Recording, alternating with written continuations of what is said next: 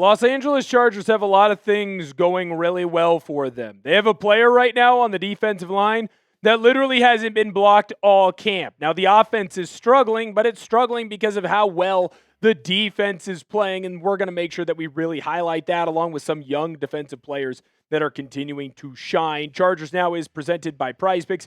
I am your host, Will Ortner, and look, Jesse Minter leaving this team had a lot of people worried, and I understand why. Hand up, I was one of the people that was worried about him leaving. He's a very talented defensive mind. He knows how to get his players in the correct position so that they have the most success for themselves.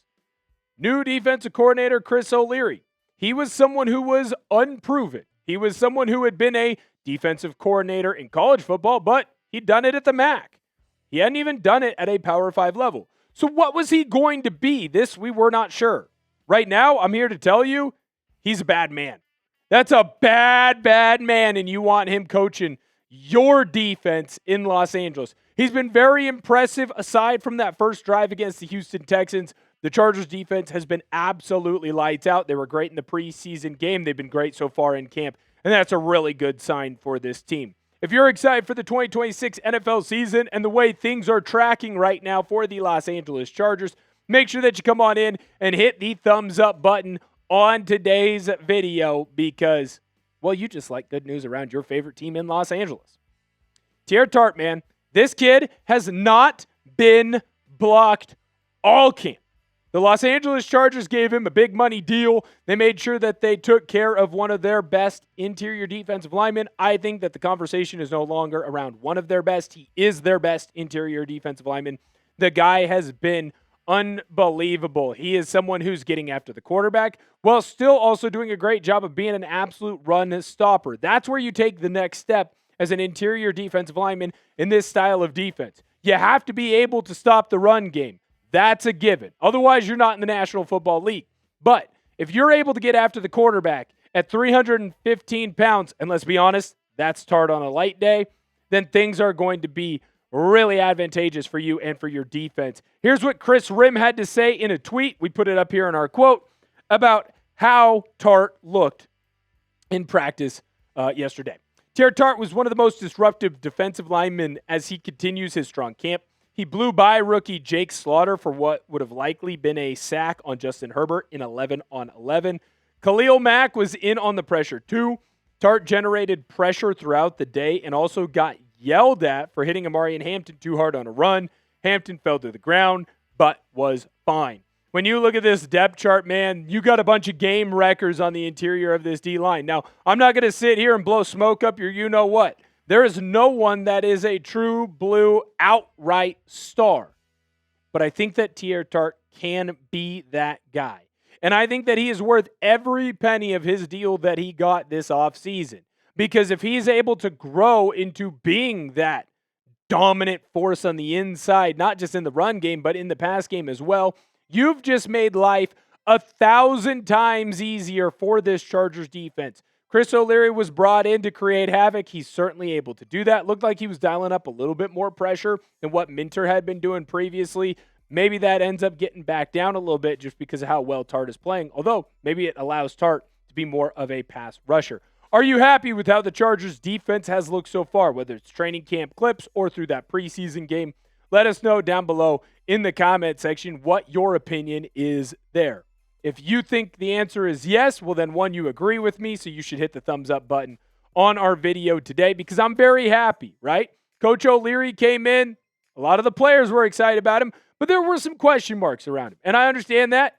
There should be some question marks around a first-time DC in the National Football League. He's looked good so far. It is early, so I don't want to give him his flowers too soon. But it is important to highlight good work. I'm a believer, and if you do something positive, I'm going to give you some positive reinforcement. And it certainly feels like Chargers fans should be looking at their defense and saying, yeah, there's a lot of positives there. We have more to discuss on the program today. But first, I need to let you know that today's show is made possible by PrizePicks. PrizePicks is America's #1 sports picks app and is the best place to win cash while watching sports. With the football season right around the corner, there's no better time to cash in with our friends at PrizePicks. And I'll tell you this, the app is really easy to use. For player picks, just pick more or less on a few player stats and lock in your lineup. That's it. Prize Picks is available in most states, including California, Texas, and Florida. One thing I love is the new social feeds feature where you can share Prize Picks with your friends and copy lineups with a single click. You can actually follow me on the app at BigWill7774 to see all of my lineups. I have a lineup for the football action going on later on this year. Quentin Johnston, more on his receiving TDs. Kenyon Sadiq, more on his receiving TDs. Jackson Smith-Njigba, more on his receiving TDs. New user offer. Best of all, play your first $5 and get $150 in lineups if you win. Just use code HMA when you sign up. That's right. Prize Picks just switched up their offer, so there's no better time to join. Lock in and win that first lineup. That's code HMA at signup to get $150 in bonus lineups if you win your first $5 plus lineup. The offense really struggled yesterday at practice, and that can be a bit frustrating, especially coming off a game where it felt like the Chargers offense did some things in the positive. You saw a lot of turnovers coming from the quarterback position, mainly between Herbert and Lance. Now, I want to be fair here because some of these situations were not necessarily on the quarterback themselves. If your offensive lineman gets absolutely blown by Akeem Mesidor, more on that later, I'm not going to blame the quarterback for getting strip sacked. Like, yes, in an ideal, perfect world, you're going to be able to hold on to that thing tight, get taken down to the ground, right? But that is something that can't always happen. Sometimes you get got. But there were way too many turnovers, and that's a ball security issue. It either has to come from the quarterbacks, making sure they're holding on to that thing tight, and it has to come from a lot of the offensive linemen as well. Now, there were some interceptions. You saw some really good plays from the secondary of this Chargers team, and it certainly felt like the defense was causing these turnovers, which, on the bright side, is a good thing. We're going to discuss more on that defense as well, but I do want to ask, what's the most important thing the Chargers can improve upon coming into this game that they play next Thursday against the 49ers? What can they improve upon in their next preseason game? I'm very interested in hearing what you have to say. We're going to end the show today talking about some guys that have been balling out in camp, but more specifically have been balling out the last handful of days, which is a really good thing for this Chargers team to discuss. Now, most of these guys, well, all of these guys are going to be on the defensive side of the football. Dame Tucker, man, this kid is balling out. He knows that he has to do everything in his power to get that fifth edge rusher spot, even potentially get that fourth edge rusher spot. Feels like it's between him and Kyle Kennard on making this team. Now, Kennard had a really good rush where he created some pressure and some havoc, but I didn't feel like other than that one play, he really stood out. To me, Tucker had a couple of big plays in practice yesterday, getting to the quarterback in what would have been a sack. You know, it's training camp, so he runs by the QB and goes, "Sack! I got him. I swear I got him, coach." And apparently we're giving him those sacks. Akeem Mesidor had another really good day of practice as well. We talked about it yesterday where he's a high-energy, high-effort type of a guy. He's flying around trying to make as many plays as possible. It was clear to me that he is continuing to do that. He is a high-motor guy, which is good, right? The whole knock on Akeem Mesidor was he's an older player as a rookie, so what are you going to do when that second contract comes around? Well, let's worry about the second contract when the second contract needs to come around. Right now it feels like he's playing with some energy like some of the younger guys in this linebacker / edge room depth chart. Man, I've been very impressed with what I've seen from this crew, and it certainly feels like this group is playing and kicking on all cylinders. This group is continuing to really show out.